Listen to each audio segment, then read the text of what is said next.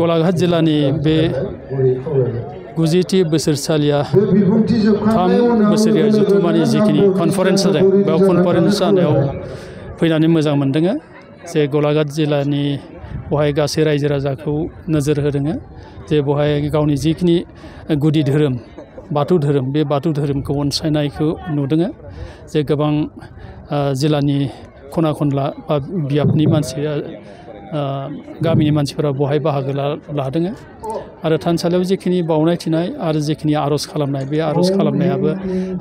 थिगखौनो नुदों थ' आसाफारिया जोंनि जिखिनि दुलाराय बाथौ गौथुमनि नाजानाय आरो गलाघाट जिल्ला दुलाराय बाथौ गौथुमनि रायजोनि जिखिनि नाजानाय बे नाजानाया एसेब्लाबो बिधान होगोनखौ आसा खालामदों आरो इयुनाव जोङो नोंथांमोननि बे गलाघाट जिल्लानि हेफाजाबैनो जोंनि दुलाराय बाथौ गौथुमाव जिखिनि मावनांगौ बेखौ मदद मोनगौखौ आसा खालामदों आरो आसा फारिदों जोंनि बे जि धोरोम फोसाबनायाव बा फोसावनायाव जोंनि जिखिनि जों दा नांनानै दङ दुलाराय बाथौ गौथुमा निस्सय नोंथांमोननि हेफाजाबजों आवगायलांनो हागोनखौ आसा खालामदों नाम्बर बियाब दुलाराय बाथौ गौथुमनि बे थानसालियाव मैयानिफ्राय दिनैसिम साननैनि हाबाफारि लानानै गलाघाट जिल्ला कमिटि दुलाराय बाथौ गौथुमा 9थि बोसोरसालिया जथुम्माखौ खुंदों बे जथुम्मायाव आंखौ इनायग्रेटर हिसाबै लिंनायनि थाखाय बेवहाय इनायग्रेटर हिसाबै बाहागो लानो हानायनि थाखाय आङो जोबोद मोजां मोनदों आरो फैनानै नुफैबाय थांनाय 3-4 बोसोरनि गेजेराव नैबे मध्यमपुर ओनसोला बिसेसकै नैबे थानसालि बेवहाय बाथौनि जानाखि कालचार बाथौ धोरोम होनना बुङोबा जिखिनि जों मिथिगौ बेनि बागै गोबां बेवहाय मोनसे थासारि बा इनफ्रास्ट्राक्चार बेवहाय डेभेलप जाबाय आसा खालामो फैनाय दिनफोराव जों बे जोंनि धोरोम सिबियारिफोरा बे धोरोमखौ भारताव मोनसे आबुं भारतनि मोनसे राजधर्म हिसाबै प्रतिष्ठा खालामनायाव नैबे मध्यमपुर ओनसोल एबा नाम्बर बियाब एबा गलाघाट जिल्लानि गासै बाथौआरिफ्रा निश्चय मदद होगासिनो दङ होलांगोन बेवहाय जोङो दुलाराय बाथौ गौथुमनि आफादगिरि सभाराम बसुमतारिया गाहाय आलासि महरै फैदों बिथाङा गावनि स्पिचनि गेजेरजों आङो बुंना लानो लुगैयो बाथौ धोरोमनि सायाव गोबां खोथा बिथाङा बुंदों जाय बिथांनि जानाखि खोथाफोरा निश्चय गलाघाट जिल्लानि बाथौआरिफोरनिल' थाखाय नङा बियो बुहुमनि बाथौ सिबियारिफोरनि थाखाय गोबां माखासे बिथांनि जानाखि सान्थौ बिथांनि जानाखि सानस्रिया बिथांनि बुंनायनि गेजेरजों बेरखांदों आङो बिथांनो नोंथांमोननि चेनेलनि गेजेरजों साबायखर होदों बिथाङा खाथियावनो दङ आं बिथाङाबो निश्चय बुंगोन आंनिफ्राय बर' कसारि अनसाय गावहाय खुंथायनि जानानै जाखिनि जोङो बाथौ धोरोमारि जानाय फसंथान गायसननायाव हेफाजाब होबाय थादों होलांबाय थागोन फैनाय दिनावबो होलांबाय थागोन बेखिनिखौ आसा खालामनाय जाबाय गोजोन्थों गलाघाट जिल्ला बाथौ गौथुमनि खुंगा 9थि 3 बोसोरारि जथुम्माया मैयानिफ्राय 19 आरो 20 मार्च खालाराव सुरबथार डिस्ट्रिक्टनि मध्यमपुरनि नाम्बर बियाब बाथौ थानसालिनि गेलेग्रा फोथाराव गाजा गोमजायै जानानै थाङो बाथौ धोरोमा मोनसे बयनिफ्रायबो गोजामसिन धोरोम होननानै जों बेखौ मिथिनो हायो आरो बर'फोरा मैखोमैनो बे बाथौ धोरोमावनो माने सोदोमस्रि मोनजानायनिफ्रायनो बेयाव बे धोरोमनि सिङाव रायजो जाबोदों आरो मिरुआव 1992 मायथाइयाव जेब्ला दुलाराय बाथौ गौथुमखौ दाखालि बावैसो रुंसारि जालांनाय जोंनि गायसनगिरि आफादगिरि मानगोनां रुपनाथ बसुमतारी आरो मानगोनां बानेश्वर बसुमतारी बिथांमोननि दैदेननायाव आफाद दानायनि बे समावनो गलाघाट जिल्ला दुलाराय बाथौ गौथुमाबो बेयाव गलाघाट जिल्ला महरै गायसनजायो आरो बेनिफ्रायनो बे बाथौ धोरोमारि गौथुमा गलाघाट जिल्लायाव थानाय बर'फोरनि बाथौ धोरोमारि बर'फोरनि गेजेराव बिनि नेम खान्थि बिनि सोदोमस्रिखौ गायसनबोनो नाजाबोबाय थानाय नुदों आरो बिथांमोननि नाजानायनो दिनै जों बुंना लानांगोन हयथ' गलाघाट जिल्लानि बिदि बाथौ धोरोमारि नखरफोरा मोनसे सोदोमस्रियाव फैदों आरो मोनफ्रोमबो गामियाव बा मोनफ्रोमबो नखरावनो समायनायै माने सिजौ गायनानै बाथौ थानसालि गायनानै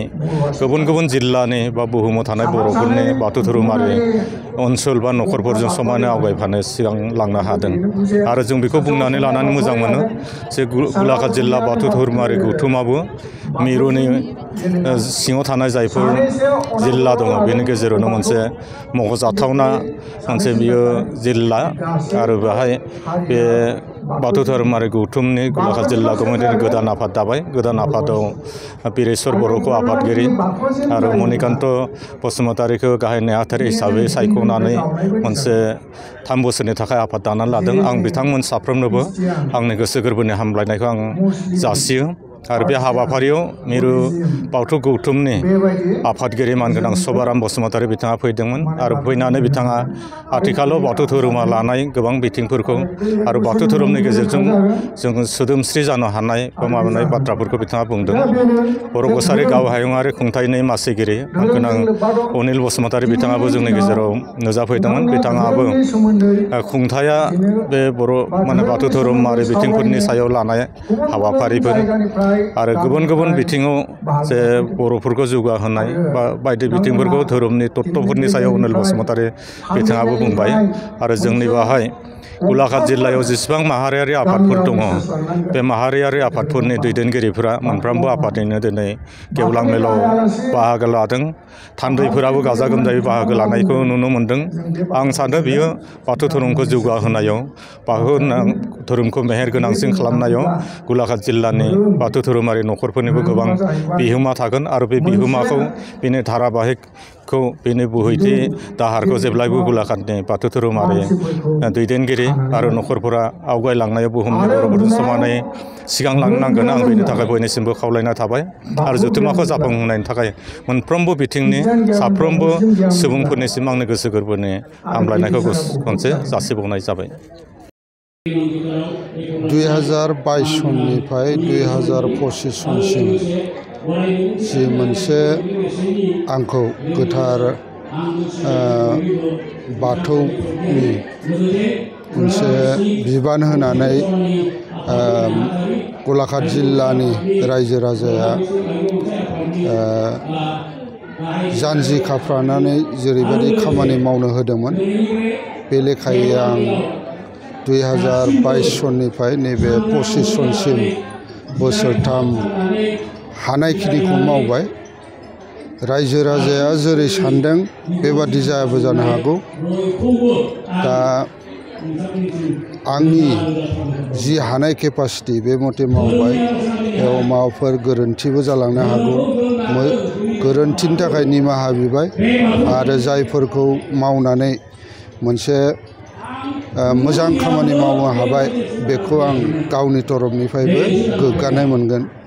जियानो हक मैया 19 मार्चनिफ्राय दिनै 20 मार्चसिम जि मोनसे हाबाफारि जालांबाय गासैबो बे जथुम्मानि हाबाफारिफ्रा बिराद मोनसे मोजां सोद्रोमै जालांदों बेखौ मोनसे रेकर्ड होननांगोन नाम्बरबिया बाथौ थानसालियाव जिथुनाखि मोनसे बिथांमोना खुंफुंनानै होबाय बानजाय आफादा बे जोंनि थाखाय गलाघाट जिल्ला दुलाराय बाथौ गौथुमनि थाखाय मोनसे गोग्गाथाव बे जथुम्मायावनो मख'नांगोन जे खनसे मोनसे मेलावनो मिरु बाथौ गौथुमनि 7 गोख्रों मोनसे आलासि आफादगिरिखौ लानानै बेयाव नुजाफैनाया जोंनि थाखाय खाफाल गोनां बेजों लोगोसे जोंनि BKWSनि गोख्रों जायफोरनिखि सोद्रोमा जोंनि लकेलानो जा बा दिनै अनिल सारानो जा बिथांमोना नुजाफैबाय बे जोंनि थाखाय गोग्गाथाव बेखौ आं साबायखर बावगोन एखे साबायखर बावथारनांगौल' गैया जिथुनाखि बे जोंनि बानजाय आफादनि जाय जोंना कनिल बसुमतारी गाहाय नेहाथारि बे खोथाखौ बावनो हानाय नङा मोजाङै मावदों आरो बिनि जि मोनसे खरसा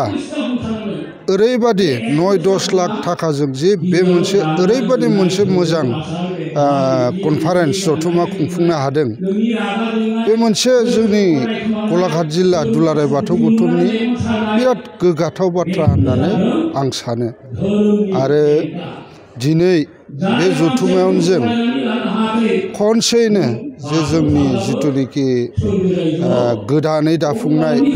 गासै बडि पेनेल जाजोब्बाय बे जोंनि थाखाय बिराद गोग्गाथाव बाथ्रा आं बेखायनो गोजाम आफादगिरि जानानै दिनै खावलायगोन आरो मिजिंथिगोन जे जों जि मावनायाव जोंनि जिथुनाखि जों बेसेबां हादों हायाखै बेखौ मिथिया नाथाय दानि जायफोरनिखि बिबानगिरि जोंनिख्रुइ बिराद गुनानो मोजां मावलांनो हागोन बिथांमोना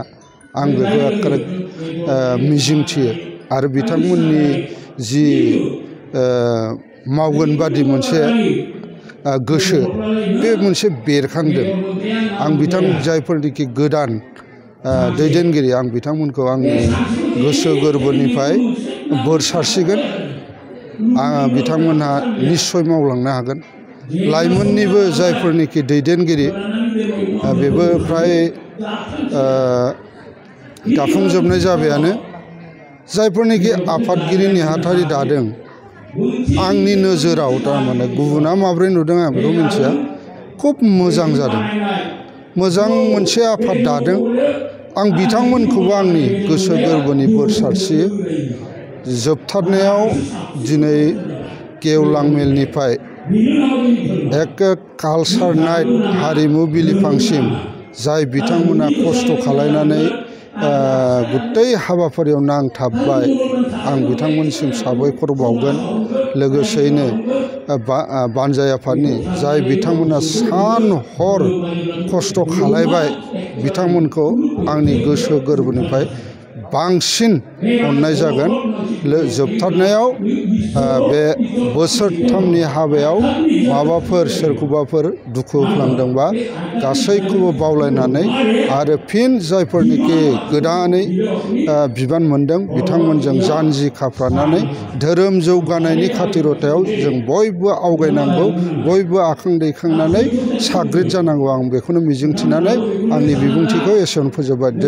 थाखो 5 आरो मेट्रिक आनजाद उथ्रिसार जागोन फरायसाफोरनि थाखाय गोजोनथाव रादाब गोनांथि आरो मोजां खाबुफोरखौ लानानै गुन गोनां सोलोंथाइ होनो नोंथांमोनखौ नेनानै दङ बड'लेण्ड स्टार एकाडेमि क'क्राझारआ 2024 इं मायथाइयाव क'क्राझार थिथागुरि समबाय मावख'नि साखाथियाव गोदानै गायसनजानाय बड'लेण्ड स्टार एकाडेमि क'क्राझाराव 2025-2026 सोलोंथाइ बोसोरनि गोदानै मुं थिसननाया सोलिगासिनो दङ बड'लेण्ड स्टार एकाडेमियाव 6 थाखोनिफ्राय 9 थाखोसिमनि फरायसाफोरा बर' बिजोङाव आरो 11 थाखोनिफ्राय 12 थाखोसिमनि फरायसाफोरा बर' बिजों आरो इंराजि बिजोङाव मुं थिसननो हागोन बेनि थाखाय आरज बिलाइ आरो फान्डुलिपि बिलाइगासिनो दङ 11 थाखोनिफ्राय 12 थाखोसिमनि फरायसाफोरनि थाखाय आखा-फाखा आरो रोंगौथि गोनां फोरोंगिरिफोरखौ लानानै साइन्स कमार्स एन्ड आर्टस मोनथाम स्ट्रिमनि सायाव फरायसाफोरखौ गुन गोनां सोलोंथाइ होनानै बायदि बिथिंजों सोरगिदिं जौगाखांनाय लाबोनो साखाफारा क'क्राझारनि थिथागुरियाव थानाय बड'लेण्ड स्टार एकाडेमिया बड'लेण्ड स्टार एकाडेमियाव मुं थिसननोब्ला बाङाइ बेसेनाव मुं थिसननायनि गेजेरजोंनो फरायसाफोरा गाहायाव होनाय माखासे खाबुफोरखौ मोननो हागोन इंराजि सोलोंनायनि खाबु